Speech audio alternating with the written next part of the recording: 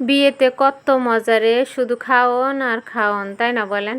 এই বিয়ে মানে আসলে একটা অন্যরকম একটা বড় বড় অনেক বড় দায়িত্ব। আপনি একটা নতুন ফ্যামিলিতে জয়েন হবেন, তাদের মন মতো হতে হবে, তাদের সমস্ত কাজ কাম আপনাকে মেনে নিতে হবে। একটা আর একটা ফ্যামিলির সাথে নতুন করে আত্মীয় সম্পর্ক তৈরি হবে। স্বামী স্ত্রী একজন আরেকজনকে যারা কখনো দেখেনি, একেবারে অপরিচিত একজনের সাথে সারা জীবনের জন্য সেই লোকটার কাছে থেকে যাওয়ার মনে মনে প্রস্তুতি নিতে হবে যে আমার জীবনে যাই হয়ে যাক একে ছাড়া যাবে না।